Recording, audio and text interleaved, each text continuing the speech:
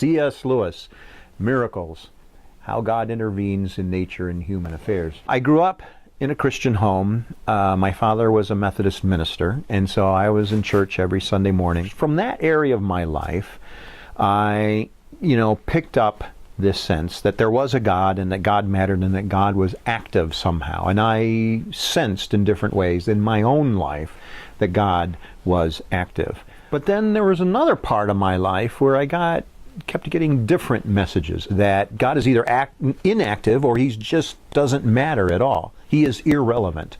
And if you think about other texts that I consumed and engaged and so forth, God just wasn't present at all or active. My favorite show was Gilligan's Island, and God never appears there, and they didn't have a minister on the island or anything, even though they had a movie star and a professor. And then there's school. I went to a public school. In a lot of things you read, and every now and then you'd see a film or something, there just wasn't a sense that God was present.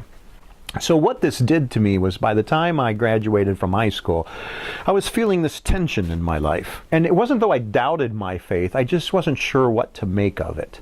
Part of the problem was I thought, well, I think there is a God. I think he does affect people's lives, because I did see that. There doesn't seem to be any good intellectual foundation for explaining God's existence. If he is active, it must only be in these small sort of ways, maybe just an individual here or there. Just have the weight of all these people that seem to say that God doesn't matter or God is irrelevant, and they seem to be the brightest people in the world. And I kind of thought, I don't know, these people probably, they have the best argument. And I thought, for my life, I'm going to have to decide to go one way or the other. I can't give up on God, but I can't go too far intellectually because it just isn't going to work out.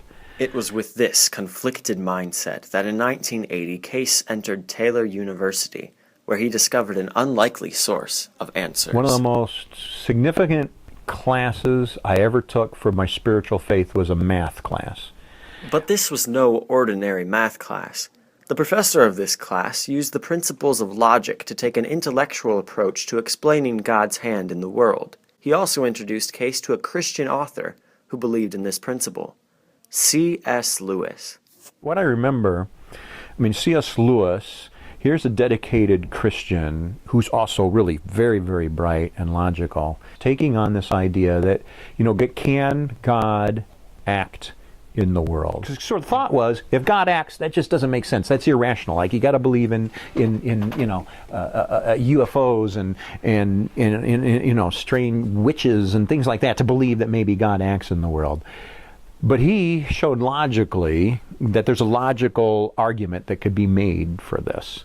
I can remember a couple of images that he had in there. People will argue that the whole world operates on these naturalistic forces that you can determine, and he used the example of a billiard table. And he'd say, if you hit, a white ball against a red ball or a cue ball, there's just absolutely no way that, based on the physics of the thing, that white ball is going to end up in a dresser drawer in the next room. That just can't happen. Unless you actually have a hand reach down and grab that billiard ball and walk into the next room and put it in there.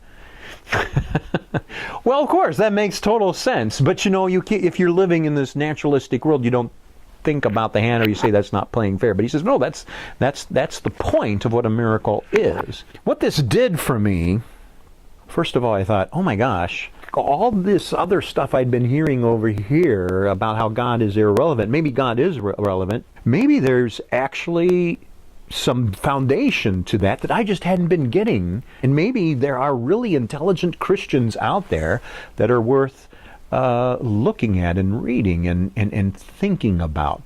And that's why I changed my college career, because I got very, very excited about the idea of being a Christian and getting involved in academic and intellectual affairs, where before I thought the two were kind of opposed to one another. Now I saw how they could actually go together. There was that possibility that was open to me. I think before this book, I didn't ever seriously consider being a professor or an academic.